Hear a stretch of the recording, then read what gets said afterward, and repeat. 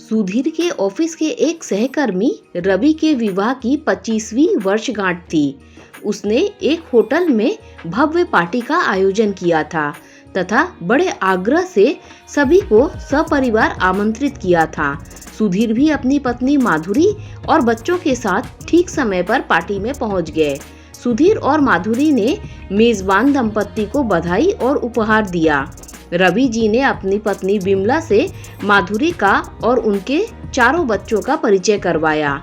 विमला, इनसे मिलो, ये हैं सुधीर जी, इनकी पत्नी माधुरी और चारों बच्चे सुकेश, मधुर, प्रिया और स्नेहा। नमस्ते कहकर विमला आश्चर्य से चारों को देखने लगी। आजकल तो हम दो हमारे दो का जमाना है, भला आज के दौर में 4 बच्चे कौन करता है। माधुरी विमला के चेहरे से उनके मन के भावों को समझ गई, पर क्या कहती। तभी प्रिया ने सुकेश की बाह पकड़ी और मचल कर बोली, भैया मुझे पानी पूरी खानी है, भूख लगी है, चलो ना। नहीं भैया, कुछ और खाते हैं। यह चटोरी तो हमेशा पहले पानी पूरी खिलाने ही ले जाती है। वहाँ दही बड़े का स्टॉल है, पहले उधर चलो। स्नेहा और मधुर ने जिद की, भाई पहले तो वहीं चला जाएगा जहां हमारी गुड़िया रानी कह रही है, उसके बाद ही किसी दूसरे स्टॉल में चलेंगे। कहकर सुकेश प्रिया का हाथ थामकर पानी पूरी के स्टॉल की तरफ बढ़ गया।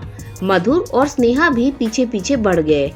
यह अच्छा है, छोटी होने के कारण हमेशा इसी के हिसाब से चलते हैं भैया, मधुर ने कहा तो स्नेहा मुस्कुरा दी। चाहे ऊपर से कुछ भी कह ले, पर अंदर से सभी प्रिया को बेहद प्यार करते थे और सुकेश की बहुत इज्जत करते थे। क्यों ना हो, वह चारों में सबसे बड़ा जो था। चारों जहां भी जाते एक साथ जाते। मजाल है कि स्नेहा या मधुर अपनी मर्जी से अलग कहीं चले जाएं। थोड़ी ही देर में चारों अलग अलग स्टॉल पर जाकर खाने पीने की चीजों का आनंद लेने लगे और मस्ती करने लगे। सुधीर और माधुरी भी अपने अपने परिचितों से बात करने लगे। किसी काम से माधुरी महिलाओं के एक समूह के पास से गुजरी तो उसके कानों में विमला की आवाज सुनाई दी। वह किसी से कह रही थी, पता है सुधीर जी और माधुरी जी के 4 बच्चे हैं। मुझे तो यह जानकर बड़ा आश्चर्य हुआ। आजकल के जमाने में तो लोग 2 बच्चे ही बड़ी मुश्किल से पाल सकते हैं, तो इन्होंने 4 कैसे कर लिए। और नहीं तो क्या, मैं भी आज ही उन लोगों से मिली तो मुझे भी आश्चर्य हुआ। भाई मैं तो 2 बच्चे पालने में ही पस्त हो जाती हूँ। उनकी जरूरतें, पढ़ाई लिखाई, सब कुछ। पता नहीं माधुरी जी 4 बच्चों की परवरिश किस तरह से मैनेज कर पाती होंगी। दूसरी महिला ने जवाब दिया। माधुरी चुपचाप वहां से आगे बढ़ गई। यह तो उन्हें हर जगह सुनने को मिलता था कि उनके 4 बच्चे हैं। यह जानकर हर कोई आश्चर्य प्रकट करता। अब वह उन्हें क्या बताए। घर आकर चारों बच्चे सोने चले गए। सुधीर भी जल्दी ही नींद की आगोश में समा गए, मगर माधुरी की आंखों में नींद नहीं थी। वह तो 6 साल पहले के उस दिन को याद कर रही थी जब माधुरी के लिए सुधीर का रिश्ता आया था। हाँ, 6 साल ही तो हुए हैं माधुरी और सुधीर की शादी को। 6 साल पहले वह दौर बड़ा कठिन था। माधुरी को बड़ी घबराहट हो रही थी। पिछले कई दिनों से वह अपने निर्णय को लेकर असमंजस की स्थिति में जी रही थी। माधुरी का निर्णय अर्थात विवाह का निर्णय, अपने विवाह को लेकर ही वह फो में पड़ी हुई थी, घबरा रही थी। क्या होगा, नए घर में सब उसे स्वीकारेंगे या नहीं। विवाह को लेकर हर लड़की के मन में न जाने कितनी चिंताएं और घबराहट होती है। स्वाभाविक भी है, जन्म के चिर परिचित परिवेश और लोगों के बीच से अचानक ही वह सर्वथा अपरिचित परिवेश और लोगों के बीच एक नई ही जमीन पर रोक दी जाती है। अब इस नई जमीन की मिट्टी से परिचय बढ़ाकर, इससे अपने रिश्ते को प्रगाढ़ कर, यहाँ अपनी जड़ें मजबूत कर फलना फूलना, मानो नाजुक सी बेल को अचानक ही रेतीली कठोर भूमि पर उगा दिया जाए। लेकिन माधुरी की घबराहट अन्य लड़कियों से अलग थी। नई जमीन पर रोपे जाने का अनुभव वह पहले भी देख चुकी थी। उस जमीन पर अपनी जड़ें जमाकर खूब पल्लवित होकर नाजुक बेल से एक परिपक्व लताकुंज में परिवर्तित भी हो चुकी थी। लेकिन अचानक ही एक आंधी ने उसे वहां से उखाड़ दिया और उसकी जड़ों को क्षत विक्षत करके उसकी जमीन ही उससे छीन ली। 2 वर्ष पहले मात्र 43 वर्ष की आयु में ही माधुरी के पति की हृदय गति रुकने से आकस्मिक मृत्यु हो गई। कौन सोच सकता था कि रात में पत्नी और बच्चों के साथ खुलकर हंसी मजाक करके सोने वाला व्यक्ति फिर कभी नहीं उठ पाएगा। इतना खुश मिजाज जिंदा दिल इंसान था प्रशांत कि सबके दिलों को मोह लेता था। लेकिन क्या पता था कि उसका खुद का ही दिल इतनी कम उम्र में उसका साथ छोड़ देगा। माधुरी तो बुरी तरह टूट गई थी। 18 सालों का साथ था उनका। 2 प्यारे बच्चे हैं, प्रशांत की निशानी प्रिया और मधुर। मधुर तो मात्र 16 साल का ही हुआ था और प्रिया अपने पिता की अत्यंत लाडली बस 12 साल की ही थी। सबसे बुरा हाल तो प्रिया का ही हुआ था। एक खुशहाल परिवार एक ही झटके में तहस नहस हो गया।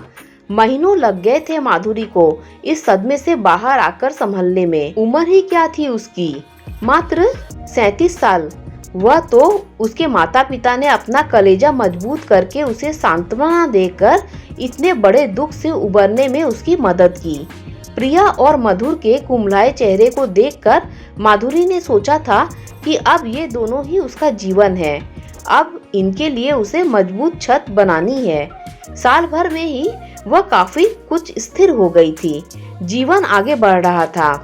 मधुर मेडिकल प्रवेश परीक्षा की तैयारी कर रहा था।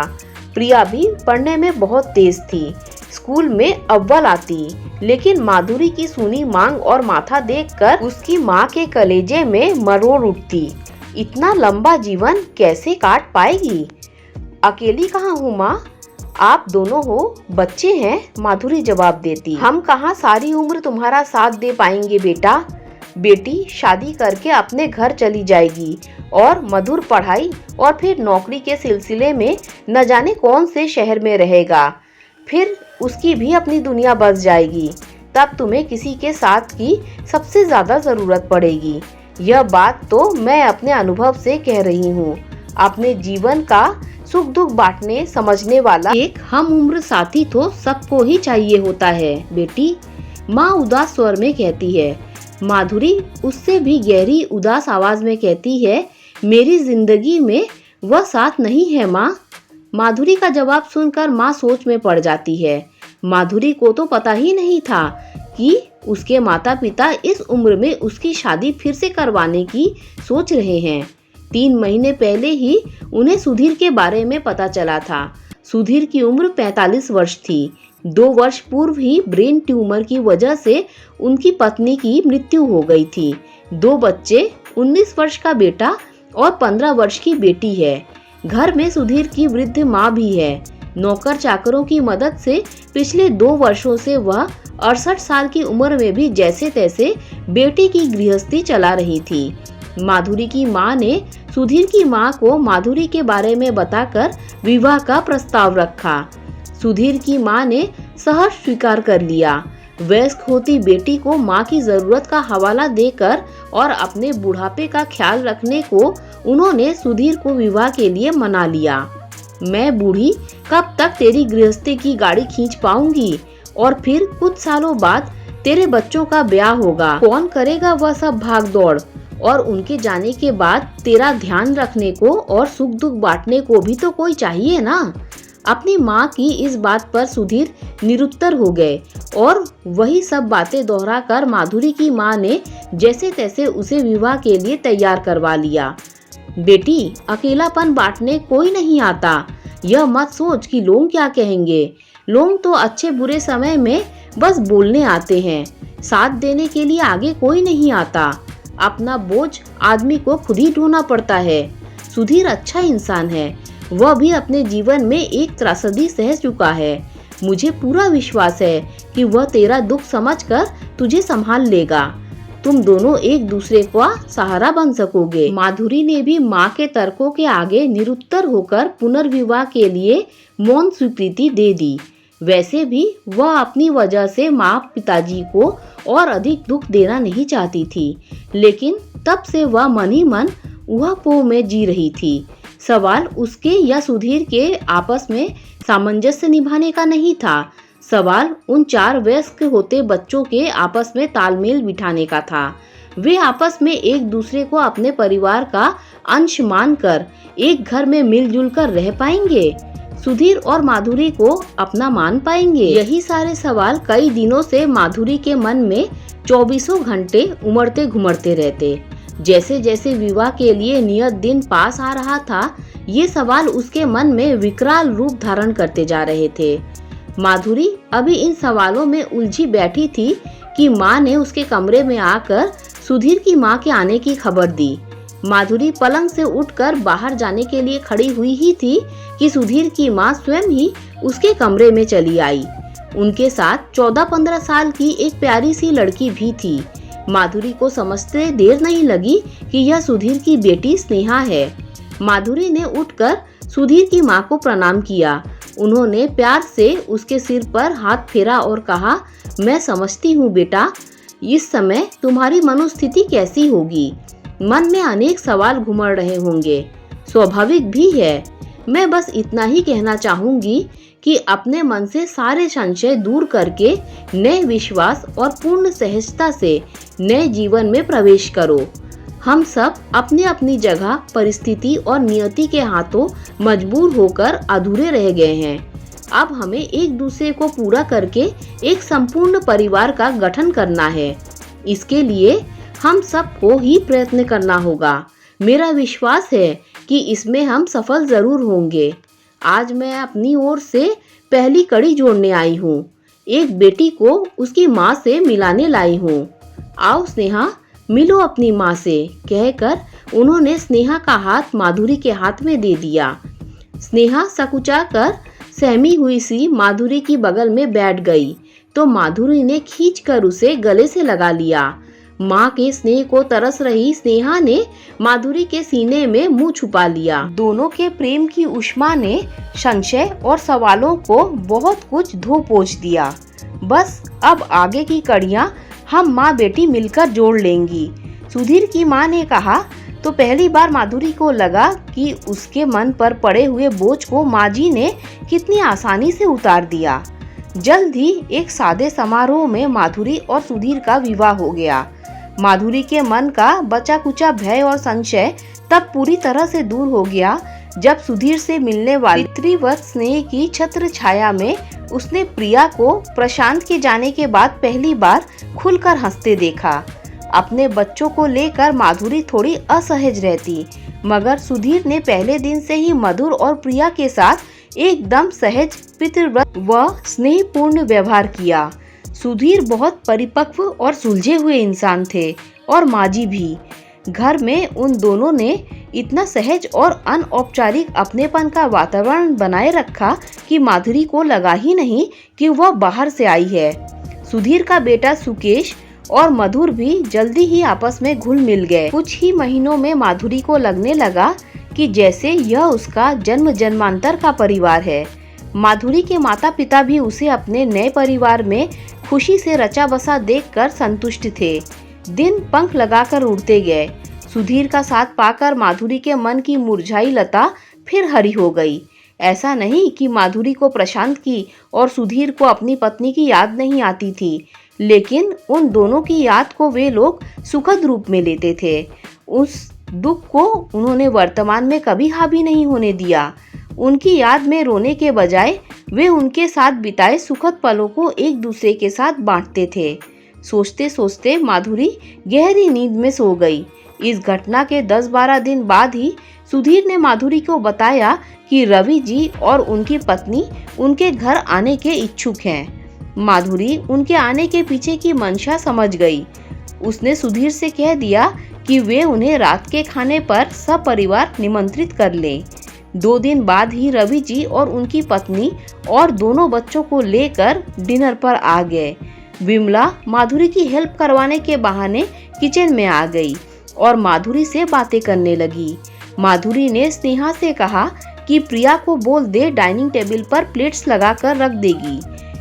उसे आज बहुत सारा होमवर्क मिला है माँ, उसे पढ़ने दीजिए, मैं आपकी हेल्प करवा देती हूँ, स्नेहा ने जवाब दिया। पर बेटा तुम्हारे तो टेस्ट चल रहे हैं, तुम जाकर पढ़ाई कर लो, मैं मैनेज कर लूंगी, माधुरी ने स्नेहा से कहा। कोई बात नहीं माँ, कल अंग्रेजी का टेस्ट है और मुझे सब आता है। स्नेहा प्लेट पोंछकर टेबल पर सजाने लगी। तभी सुकेश और मधुर बाजार से आइसक्रीम और सलाद के लिए गाजर और खीरे वगैरह लेकर आए। सुकेश ने तुरंत आइसक्रीम फ्रीजर में रखी और माँ से बोला, माँ और कुछ काम है क्या? नहीं बेटा, अब तुम आनंद और अमृता को अपने रूम में ले जाओ, वो लोग बाहर बैठकर अकेले बोर हो रहे हैं, माधुरी ने कहा तो सुकेश बाहर चला गया। ठीक है माँ, कुछ काम पड़े तो बुला लेना। स्नेहा भी अपना काम खत्म करके चली गई। अब किचन में सिर्फ माधुरी और विमला रह गई। अब विमला ज्यादा देर तक अपनी उत्सुकता को रोक नहीं पाई और उसने माधुरी से सवाल किया, हम तो 2 ही बच्चों को बड़ी मुश्किल से संभाल पाते हैं, आपने 4 बच्चों को कैसे संभाला होगा? चारों में अंतर भी ज्यादा नहीं लगता। स्नेहा और मधुर तो बिल्कुल एक ही उम्र के लगते हैं। माधुरी इस सवाल के जवाब के लिए तैयार ही थी। वह अत्यंत सहज स्वर में बोली, हाँ, स्नेहा और मधुर की उम्र में बस 8 महीनों का ही फर्क है। क्या? विमला बुरी तरह चौंक गई। ऐसा कैसे हो सकता है? तब माधुरी ने बड़ी सहजता से मुस्कुराते हुए संक्षेप में अपनी और सुधीर की कहानी सुना दी। अब तो विमला के आश्चर्य का ठिकाना नहीं रहा। तब भी आपके चारों बच्चों में इतना प्यार है, जबकि वे आपस में सगे भी नहीं हैं। मेरे तो दोनों बच्चे सगे भाई बहन होने के बाद भी आपस में इतना झगड़ते हैं कि बस पूछो मत, 1 मिनट भी नहीं पड़ती है उनमें। मैं तो इतनी तंग आ गई हूँ कि लगता है इन्हें पैदा ही क्यों किया। लेकिन आपके चारों बच्चों में तो बहुत प्यार और सौहार्द दिखाई देता है। चारों आपस में एक दूसरे पर और आप पर तो मानो जान छिड़कते हैं, विमला बोली। तभी सुधीर की माँ किचन में आ गई और विमला से बोली, बात सगे सौतेले की नहीं है, प्यार होता है आपसी सामंजस्य से। दरअसल हम सब अपने जीवन में कुछ अपनों को खोने का दर्द झेल चुके हैं, इसीलिए हम सभी अपनों की कीमत समझते हैं। इस दर्द और समझ ने ही मेरे परिवार को प्यार से एक साथ बांध रखा है। चारों बच्चे अपनी माँ या पिता के खोने के बाद अकेलेपन का दंश झेल चुके थे, इसीलिए जब चारों मिले तो उन्होंने जाना कि घर में जितने ज्यादा भाई बहन हो उतना ही मजा आता है। यही राज है हमारे परिवार की खुशियों का। हम दिल से मानते हैं कि सबको साथ चाहिए। विमला उनकी बातें सुनकर मुग्ध हो गई। सचमुच माँ जी, आपके परिवार के विचार और सौहार्द तो अनुकरणीय है। समय बीतता गया। सुकेश पढ़ लिखकर इंजीनियर बना तो मधुर डॉक्टर बन गया। मधुर ने एमडी किया और सुकेश ने बेंगलुरु में से एमटेक। प्रिया और स्नेहा भी अपने अपने पसंदीदा क्षेत्र में करियर बना लिया। और फिर उन चारों के विवाह, फिर नाती पोतों का जन्म, नामकरण, मुंडन आदि की भागदौड़ में बरसों बीत गए। फिर एक एक करके सबके प्राण पखेरु अपने अपने नीड़ों में बस गए। सुकेश और प्रिया दोनों इंग्लैंड चले गए, जहां दोनों भाई बहन आसपास ही रहते थे। मधुर बेंगलोर में सेटल हो गया और स्नेहा मुंबई में। माँ जी और माधुरी के माता पिता का निधन हो गया। अब इतने बड़े घर में सुधीर और माधुरी अकेले रह गए। जब बच्चे और नाती पोते आते तो घर भर जाता। कभी ये लोग बारी बारी से सारे बच्चों के पास रह आते, लेकिन अधिकांश समय दोनों अपने घर में ही रहते। अपनी दिनचर्या को उन्होंने इस तरह से ढाल लिया था कि सुबह की चाय बगीचे की ताज़ी हवा में साथ बैठकर पीते, साथ बागवानी करते, साथ साथ घर के सारे काम करने में दिन कब गुजर जाता पता ही नहीं चलता। दोनों पल भर भी एक दूसरे से अलग नहीं रह पाते। अब जाकर माधुरी और सुधीर को एहसास होता है कि अगर उन्होंने उस समय अपने माता पिता की बात न मानकर विवाह नहीं किया होता तो आज जीवन की इस संध्या बेला में दोनों इतने माधुर्यपूर्ण साथ से वंचित होकर बिल्कुल अकेले रह जाते। जीवन की सुबह माता पिता की छत्र छाया में गुजर जाती है, दोपहर भाग दौड़ में बीत जाती है, मगर संध्या बेला की इस घड़ी में जब जीवन में अचानक ठहराव आ जाता है तब किसी के साथ की सबसे ज्यादा अधिक आवश्यकता होती है। सुधीर के कंधे पर सिर टिकाए हुए माधुरी यही सोच रही थी। सचमुच बिना साथी के जीवन अत्यंत कठिन है और दुखदायक है। साथ सबको चाहिए। दोस्तों, अगर आपको ये कहानी अच्छी लगी हो तो लाइक शेयर सब्सक्राइब कीजिए। Thanks for watching this video.